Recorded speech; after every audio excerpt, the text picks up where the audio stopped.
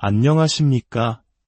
인간의 삶과 운명에 대한 깊이 있는 통찰을 탐구하는 시간입니다.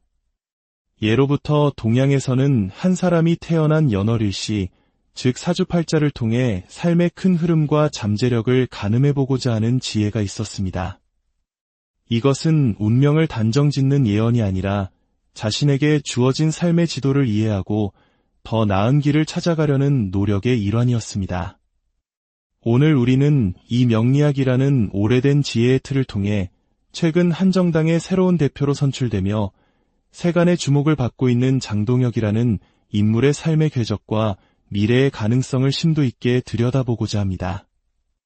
특정 정치적 시각을 배제하고 오직 한 인간의 사주에 담긴 기운의 흐름을 분석함으로써 명리학이 인간의 삶을 어떻게 해석하는지 함께 탐구해 보겠습니다. 이야기에 들어가기에 앞서 이러한 지혜의 탐구가 흥미로우셨다면 지식을 나누는 마음으로 좋아요를 눌러주시고 더 깊은 이야기들을 위해 구독해주시면 감사하겠습니다. 여러분의 관심이 저희가 더 좋은 콘텐츠를 만드는 데 큰 힘이 됩니다. 자, 그럼 장동혁 대표의 사주, 그 안에 담긴 운명의 지도를 펼쳐보겠습니다. 그의 사주에서 가장 핵심이 되는 출생일의 기둥, 즉 일주는 무신일주입니다. 여기서 위의 글자인 무토는 광활하고 거대한 산을 의미합니다.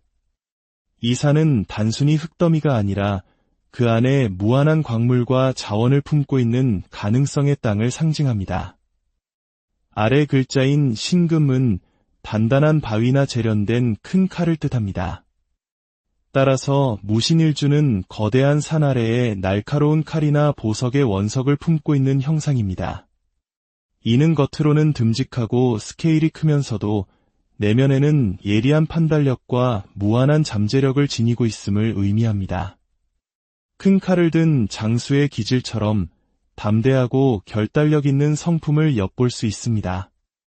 또한 그의 사주에는 병지라는 기운이 있는데 이는 역마의 기운과 같아서 한 곳에 머무르기보다는 끊임없이 움직이고 활동하는 삶을 암시합니다. 구속받기 싫어하는 자유로운 영혼이자 늘 바쁘게 움직이는 낙천적인 성향을 가졌다고 볼 수 있습니다. 스스로의 노력으로 인생을 개척해나가는 자수성가형 인물의 전형적인 구조입니다. 사주의 전체적인 격을 살펴보면 걸록격과 인수격의 특징을 동시에 가지고 있습니다. 걸록격은 독립심이 강하고 스스로의 힘으로 성공하는 기운을, 인수격은 학문적 재능이 뛰어나고 이를 바탕으로 명예를 얻는 기운을 의미합니다. 이 두 가지가 결합되면 학문을 바탕으로 국가의 녹을 먹는, 즉 공직자의 길을 걷게 될 가능성이 매우 높다고 해석합니다. 실제로 그의 이력은 이러한 사주의 구조를 그대로 증명하고 있습니다. 특히 주목할 점은 그의 사주에 겁재라는 기운이 강하게 자리 잡고 있다는 것입니다. 일반적으로 겁재는 나의 재물을 빼앗아가는 경쟁자를 의미하여 부정적으로 해석되는 경우가 많습니다. 하지만 그의 사주에서는 이 겁재가 오히려 매우 긍정적인 역할을 수행합니다. 어떻게 그것이 가능할까요? 운의 흐름 속에서 재물운이 들어와 그의 학문적 기반인 인수를 위협할 때 겁재가 방패막이 되어 인수를 지켜줍니다.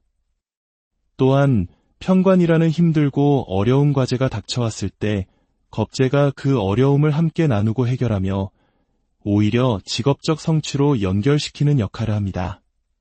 즉, 장동혁 대표에게 경쟁자나 라이벌은 그를 위협하는 존재가 아니라 오히려 그를 더 크게 성장시키고 성공으로 이끄는 귀한 동반자와 같은 존재가 되는 것입니다.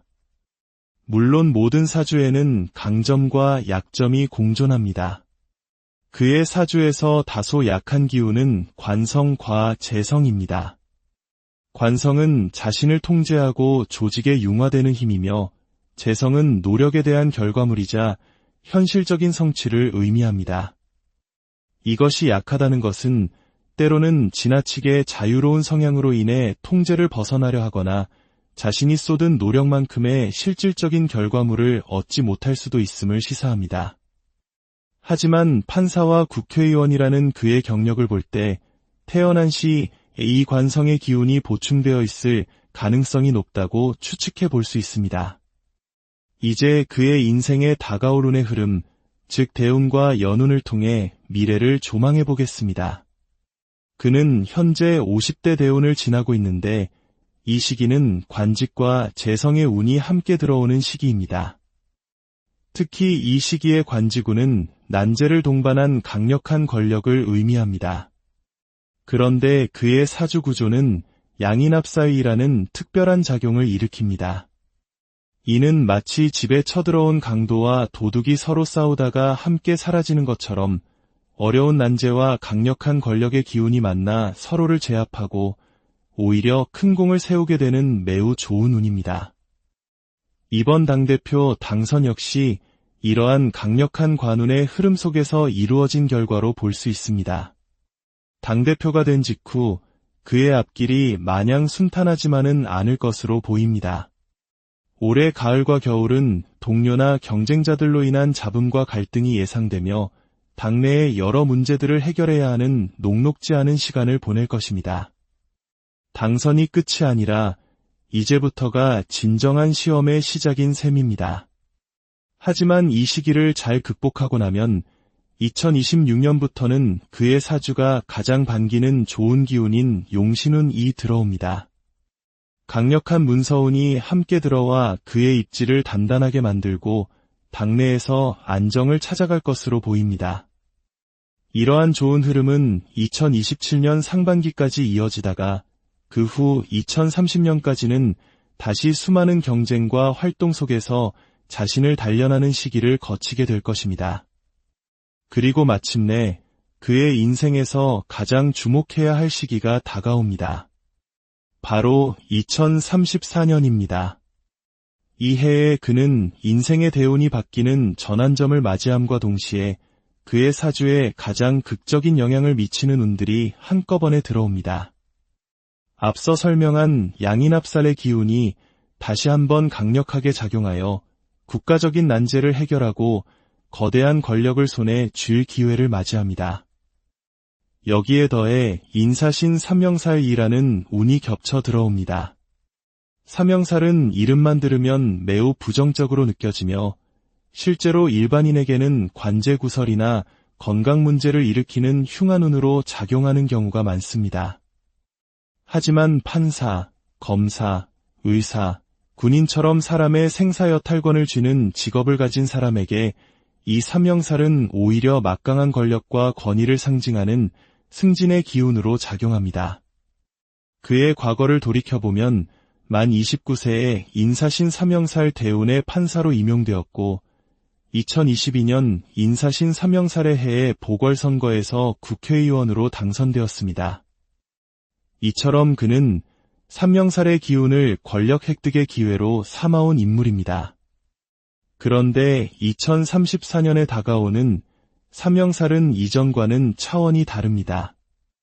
인생 최고의 기운인 양인합살과 함께 오기 때문입니다. 이는 그가 정치 인생의 정점을 찍고 자신의 커리어에서 가장 큰 획을 긋는 사건이 발생할 것임을 강력하게 암시합니다. 사주 명리학의 관점에서 볼 때 이 시기는 그가 대중과 언론, 행정, 사법을 아우르는 최고의 권력에 도전할 수 있는 충분한 가능성을 가진 시기입니다.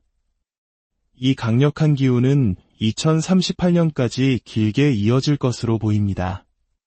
물론 이 과정이 순탄하지만은 않을 것입니다. 권력을 쥐는 과정에서 재물이나 사적인 문제와 관련된 구설수에 휘말릴 위험도 존재합니다. 하지만 그의 사주에는 문제를 해결하는 지혜와 주변의 도움이 함께하기에 위기가 닥치더라도 결국은 극복해낼 힘을 가지고 있다고 보입니다. 결론적으로 장동혁 대표는 국가의 녹을 먹는 공직자의 팔자를 타고났으며 특히 경쟁자와 어려움을 자신의 성공을 위한 발판으로 삼는 매우 특별한 사주 구조를 지녔습니다. 당분간은 리더로서의 시험대에 오르겠지만 이를 잘 극복한다면 2034년을 기점으로 그의 정치 인생은 새로운 차원으로 도약할 것입니다. 명리학은 우리에게 미래를 보여주는 수정구슬이 아닙니다. 그것은 우리에게 주어진 기운의 특징과 시간의 흐름을 알려주는 지도와 나침반과 같습니다. 과연 장동혁 대표가 자신에게 주어진 이 특별한 운명의 지도를 따라 어디까지 나아갈 수 있을지 그의 행보를 지켜보는 것은 매우 흥미로운 일이 될 것입니다. 그리고 이는 비단 한 개인의 운명을 넘어 우리 사회가 어떤 리더를 맞이하게 될지에 대한 중요한 질문이기도 합니다.